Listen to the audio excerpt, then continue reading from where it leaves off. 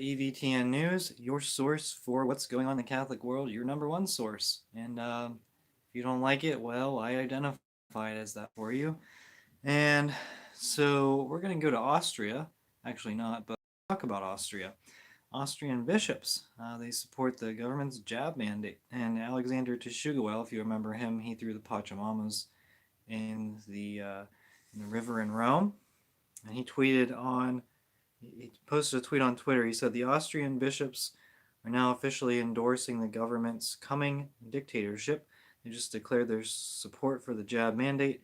This is contrary to the note issued by the CDF that clearly says jabs must be voluntary, unacceptable, and it certainly is unacceptable. And the National Catholic Register posted an article describing this. Austria's Catholic bishops they commented last Monday, on the government's likely decision to impose a jab mandate in the country in February, calling the obligation permissible if it is used as a last resort. You know what else is a last resort? Excommunication. And if we had a pope that enforced the Catholic faith, that's what would happen to these bishops.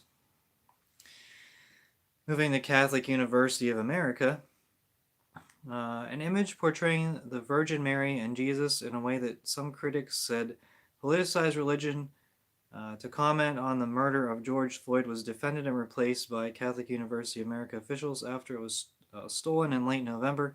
The university's student government, however, has now passed a resolution calling for the image to be replaced with other art that better fulfills the needs for theological art. And yes, the students said there are other paintings and icons that do a much better job at making a genuine good faith effort to reflect the universality of the Catholic Church and also do not divide and confuse the university and larger Catholic community. So the resolution passed by the Student Government Senate in a 15-9 vote on December 6th. So this is a situation where you remember it was a George Floyd Jesus, but these students at Catholic University said, hey, we want the Catholic faith. We want to represent the Catholic faith in a traditional way, or at least a common sense way. And there are plenty of students really at these universities that pretend to be Catholic, that these students actually are Catholic, some of them. And the ones that really believe in the Catholic faith, it seems like their voices are really standing out now in the time of some dissident faculty. Actually, a lot of faculty at these so-called Catholic universities are major dissenters of the Catholic faith, and it's rotten. It's completely rotten. But these students are a light in the darkness, and it's great to see here. I talked about the one girl from Notre Dame University who wrote an article for the campus newspaper asking what Notre Dame wanted. Do they want to be Catholic? Do they want to embrace their Catholic identity or reject it in regards to LMNOP? And so these students, there is hope, and the hope is in the students. These students believe in the Catholic faith, and the professors do not, by and large. That's not to say every single professor rejects the Catholic faith, but it certainly seems like, especially in a lot of these Jesuit universities, the professors, they're basically atheists, and some of them try to pretend to be Catholic, but it doesn't work very well. Traditional French Catholics block cathedral from being used to host secular concert. About 100 young Catholics prevented a Tuesday evening rock concert by the Swedish singer Anna von Hauswolf in the Big Notre Dame de Bonport Church in Nantes, France. As a consequence, Hauswolf's upcoming concert in St. Eustace Church in Paris was also canceled. Hauswolf has also performed in some 40 churches and cathedrals, and they were claiming that she was a Satanist. So, interesting stuff there. They stood up for the Catholic faith. And what about these other 40 churches and cathedrals that allowed her to perform there? It's just a rock concert. What's the deal with them, and why did they not stand up for the Catholic faith? Okay, the Vatican property trial is stalling. The trial, which began in July and will resume on December 14th, has yet to get off the ground after procedural disputes over missing transcripts related to the prosecution's investigations. 4 of the original 10 defendants have had their charges at least temporarily dropped, leaving just 6 defendants currently on trial. So it's really kind of becoming a mess. And the National Catholic Register I linked in the article. You can read that if you want more information on that. A lot of information on all of this stuff. A lot of stories. If you have time to read through some of them, it might be worth your time, especially the ones you're particularly interested in. We're getting to an interesting point here. Guadalajara Cardinal Francisco Robles Ortega has canceled his decree, which had suppressed the local Roman Rite parish, San Pedro and Candenas of the Priestly Fraternity of St. Peter. So it's local Latin Mass parish, the FSSP. Robles Ortega reacted to the pleas of the faithful and even visited the parish, which serves more than 150 families. During his visit, Robles Ortega used the Latin Mass ritual to bless a new way of the cross and an image of the Sacred Heart. He also agreed to celebrate the Pontifical Roman Mass, although no date was specified. So here's a group of FSSP parishioners. They got together, and their cardinal, he more or less canceled all the sacraments and everything, and it says he suppressed the parish. They got together and talked to him, and he decided to open it up, and they invited him to say a Pontifical High Mass, and he agreed. So there is hope. I mean, not every single bishop and cardinal is completely compromised, and in this situation, it seems like he reconsidered and realized that he was in the wrong, and he made amends, made things right, and after talking to these parishioners. And so you don't have to be hostile towards a bishop, not all of them.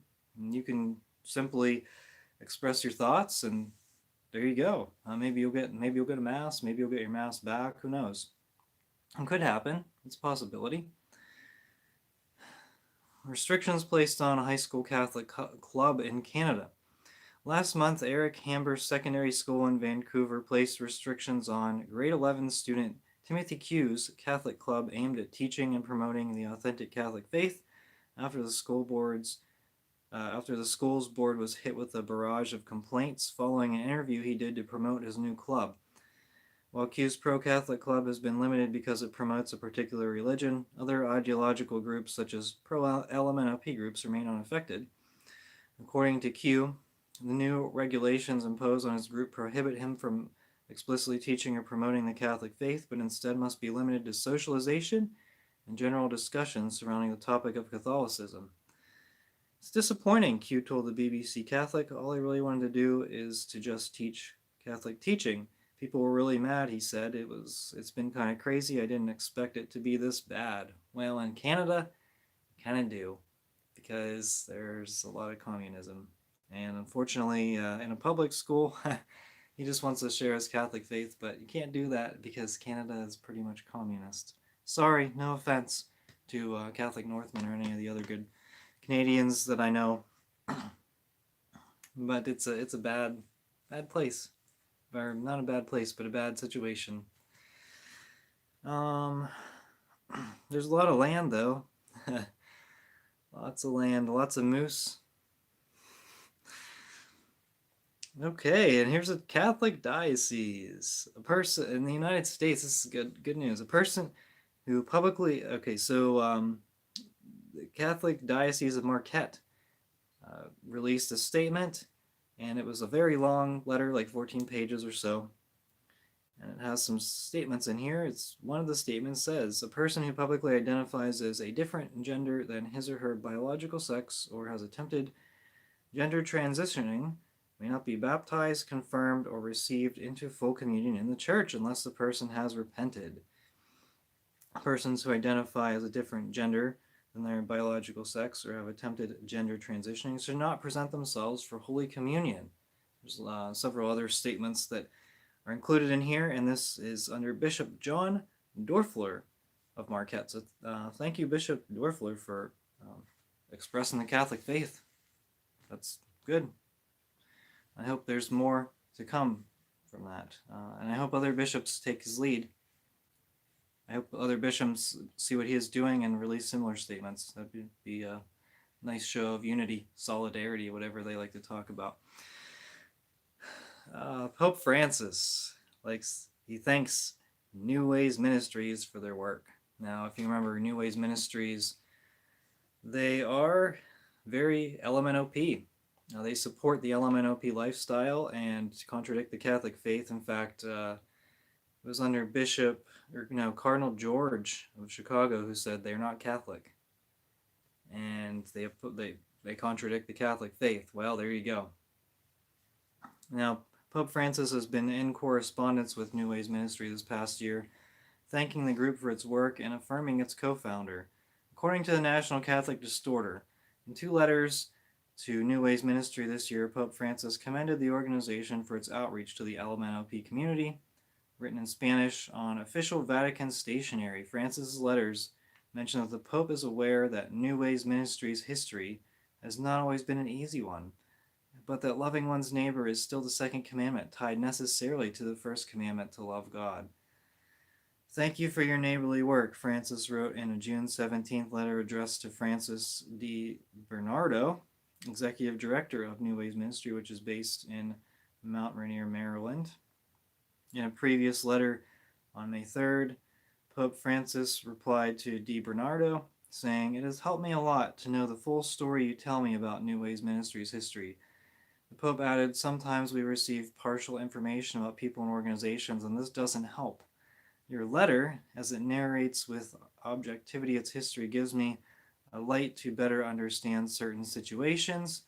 Commenting on the work of Sister Janine Gramick, the organization's co-founder, who once faced Vatican censure, Francis commented, "I know how much she has suffered. She's a valiant woman who makes her decisions in prayer." So Pope Francis endorses a very openly LMNOP organization. There's nothing ambiguous about this. And not only that, but the Synod on Synodality, let's see here. Did I have this? And did I talk about this last week? How the Synod on Synodality group, they had a link on their website to New Ways Ministry, and they removed it. Well, they have since apologized for it. At least the spokesperson, the communications director for the Synod on Synodality, apologized for removing the link to New Ways Ministry. So there you go. There's synodality. Let's accept any and every lifestyle, even if it contradicts the Catholic faith. And speaking of Pope Francis, he endorsed the Pachamama theme park. Believe it or not, Santiago del Estero, Argentina, inaugurated on October 20th, an interreligious Parque del Encuentro, Park of Encounter, Argentina. It included buildings representing Catholicism, Protestantism, Islam, Buddhism, and Judaism. A 5-sided obelisk of human fraternity climaxes the structure. According to Urgente24.com, Francis was an advisor to the project. According to Telum.com.ar, Pachamama is recognized with an amphitheater, which represents the South American cult of the Pachamama and is built with stone terraces, an expression of the fertility of Mother Earth. For the inauguration, Pope Francis wrote that the news of this venture made him happy because, in the midst of so many disagreements, a community has the courage to do something like this. Supposes courage, bravery, and above all, the desire to walk together. So some interfaith Pachamama theme park, and Pope Francis endorses it. I mean, we're starting to get into parody here. Moving on to Archbishop Alpetit. A 5-sided obelisk of human fraternity. Name a more satanic sentence. Well, stay tuned. ParisMatch.com article entitled Monsignor Alpetit Purdue par amour. Bishop Appetit lost in love, showing two photos taken a few days ago with a telephoto lens on leaving a restaurant and during a walk in the forest. They show Appetit with Laetitia Calmain,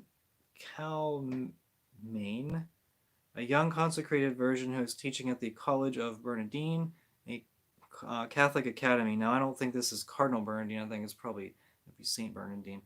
But anyway, nothing in the pictures suggests the meeting was unbecoming, and Alpetit strongly denies these false allegations and vigorously deplores the malicious insinuations that they contain.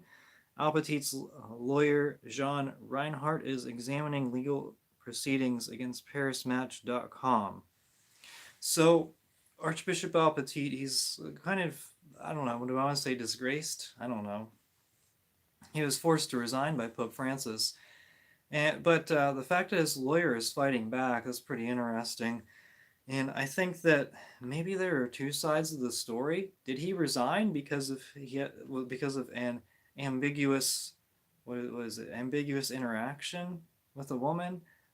This whole story just brings about craziness.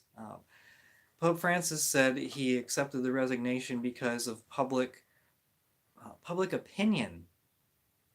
That's ridiculous. Why would anyone do that? But maybe there is more to the story. I don't know. But maybe there's not. And in this situation, his lawyer suing. We'll see what happens. I know that Archbishop Alpetit certainly has no support from the trads that he tried to suppress. But maybe nothing happened and Pope Francis really botched this resignation. Pope Francis, speaking again of Pope Francis, highest placed sources. This is from Gloria TV. Highest placed sources told messainlatino.it. That's an Italian website. Francis is saddened that the bishops do not apply Traditionis Custodes with more rigidity and legalism. He allegedly rebuked Bologna Cardinal Matteo Zuppi for not sufficiently suppressing Mass. And this is an interesting point to understand, to kind of take in here. So Cardinal Zuppi didn't suppress the Latin Mass. He kind of went the other way from Francis and said, I don't care. And so he rebuked Cardinal Zuppi. Now Zuppi has a chance at becoming the Pope, becoming the next Pope. Therefore, Francis asked the Liturgy Commission to change TC Article 4 in the upcoming Latin text like this. Priests ordained after the publication of the present motu proprio who wish to celebrate using the Missalia Romanum of 1962 should submit a formal request to the diocesan bishop who shall consult the Apostolic See. Ask the Apostolic See for permission before granting this authorization. The congregation was instructed to always deny permission. Messa in Latino writes, Gloria TD knows of young priests whom the Vatican denied permission to celebrate Latin Mass. So, what's going to happen? You need permission from the Pope to celebrate an ancient rite of the Church? Pretty bad. We're in bad times. And also, we're in bad times when a parish banned its archbishop from visiting. Father George Williams talking about satanic. Let's listen to this. This is funny. It made me laugh. But it's also sad. Father George Williams of St. Agnes Catholic Church in San Francisco wrote in his parish bulletin, I mentioned last week that Archbishop Corleone was going to come here on December 19th for the 10:30 Mass. As many of you have read in the Chronicle, the Archbishop recently revealed he was not jabbed.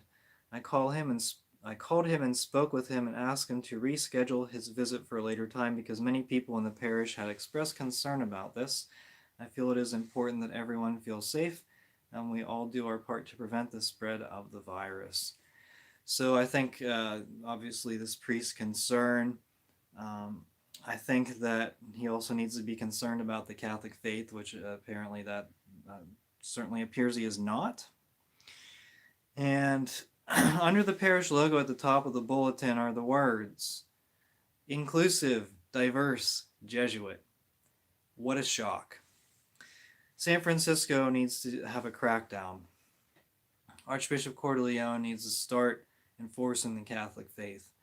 The Jesuit parish should not be welcome if they're going to promote modernism. The parishioners, if they truly wanted to feel safe, they would stay home and cower in fear in their houses. The parish, ironically, the parish is located, or is it ironic? The parish is located on Masonic Avenue in San Francisco. How crazy is this, though? The bishop is banned from visiting a parish in his own diocese. Think about that. How crazy is that? The diocese told the bishop not to come. Or the diocese, a priest in the diocese told the diocesan bishop not to come. It sounds like they're kind of rejecting the bishop. And, I don't know. It doesn't parallel the Society of St. Pius X. It certainly doesn't. If a bishop wanted to celebrate a pontifical mass, I believe that, the SSPX would be open to that. But they're rejecting the bishop. And the bishop got kicked out of his own diocese. How wimpy is that? When you have a bishop, Archbishop Corleone speaks out in favor of pro-life. Very strong statements. Good. He's a fan of the old mass. Good. And then a parish priest I guess it's a Jesuit at one of the parishes in his diocese says, "Hey bishop, can you please not show up?" And Archbishop Corleone says, "Oh, okay." Like, how ridiculous is that? How ridiculous is it that Nancy Pelosi is in Archbishop Corleone's diocese and he hasn't done anything about it at all? Not only that, he won't even consider excommunication. All right, speaking of the Latin Mass, we'll move to Nicaragua here. The Latin Mass in Esteli, Nicaragua was forbidden on December 5th. After 8 years, it was the country's only Latin Mass. The country's only Latin Mass. I'm going to call in some alternative resources like the SSPX. And they're going to show up here in this story. In July, Francis accepted the resignation of Esteli Bishop Juan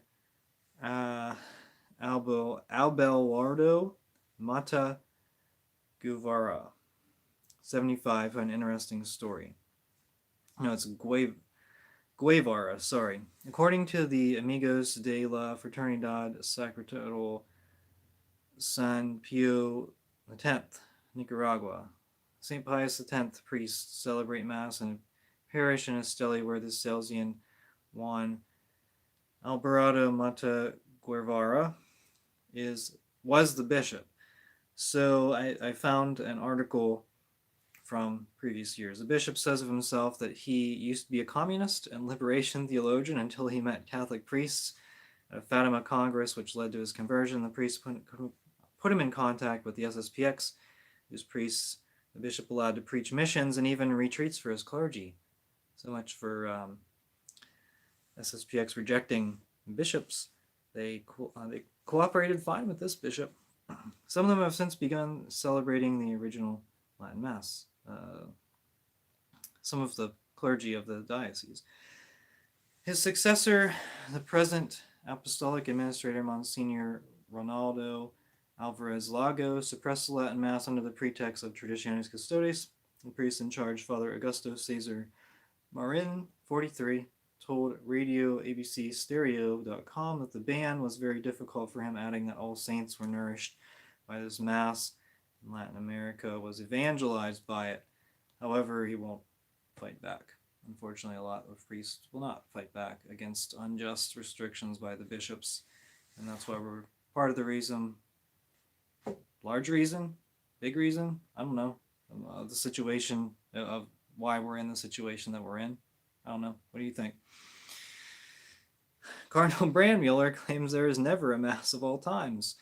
He said it is not permissible to demonize any liturgical development in the name of a Mass of all times that never existed. He's a dubia cardinal. Very interesting. Very interesting.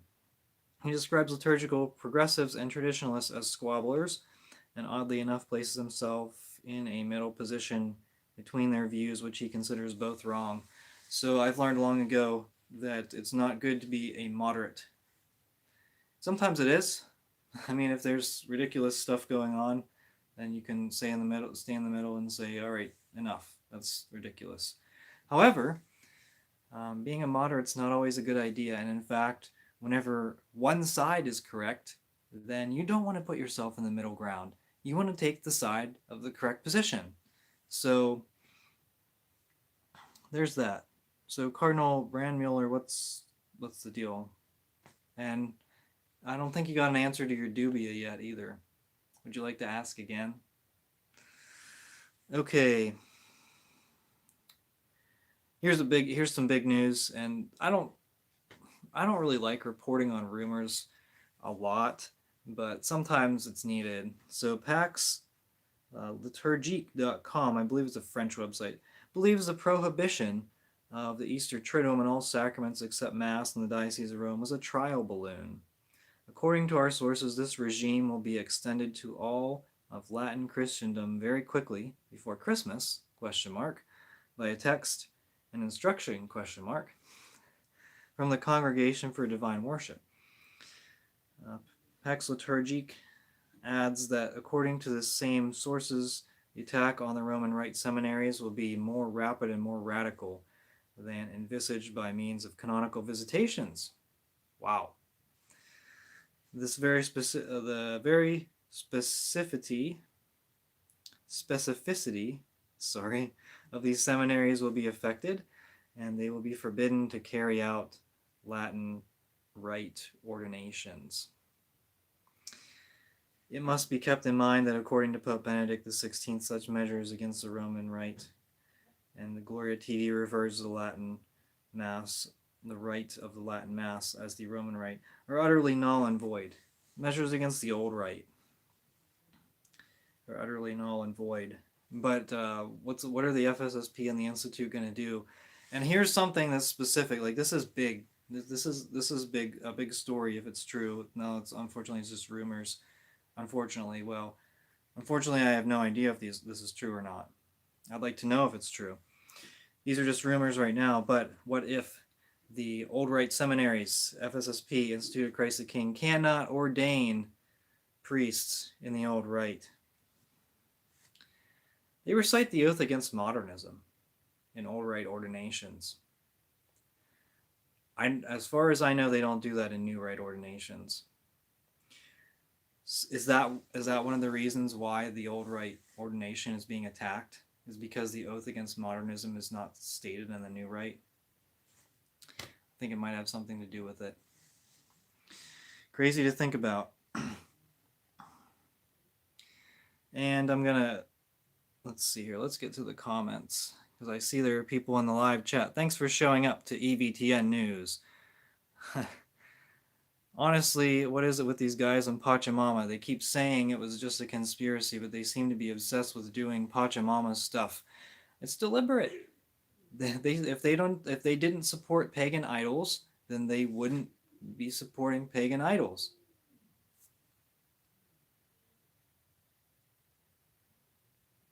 Okay, if singer, yeah, Pachamama. I wonder what percent of the liberal bishops, cardinals just want to ignore the TLM and live and let live, and what percent are obsessed with stamping it out entirely like Rocher. Rocher is particularly evil, and that's interesting. I'm going to end it with a positive note here. Cardinal Burke celebrated the traditional Latin Mass as its first Mass since hospitalization at the shrine of Our Lady of Guadalupe in La Crosse, Wisconsin.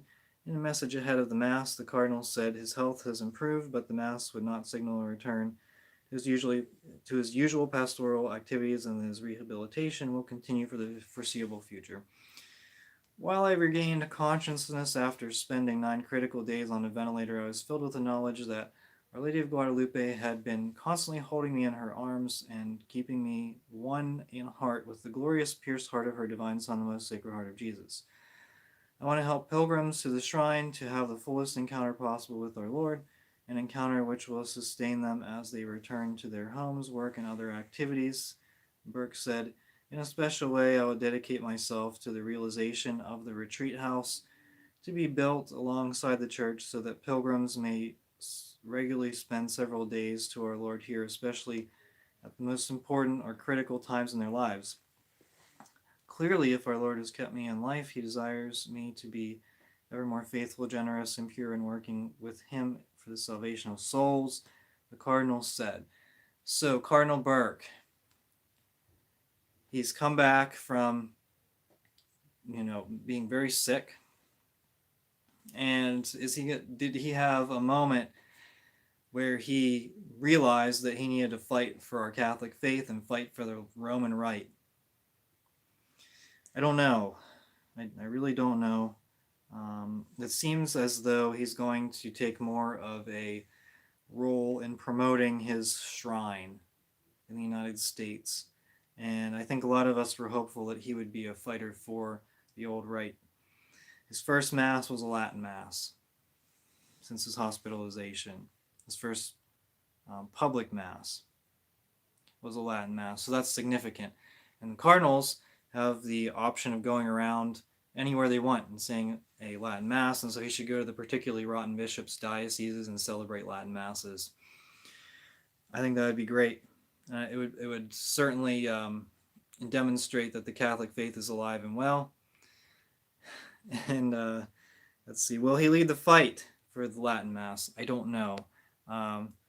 Yes, Google is Orwellian. The first Mass was in Latin. That's good. It's a very good sign for Cardinal Burke. And with that being said, that's all I have for EVTN News. Everyone, thank you so much for watching, and I really appreciate your views and your support on this channel. This has been EVTN News. We are the laity. We will not be silent.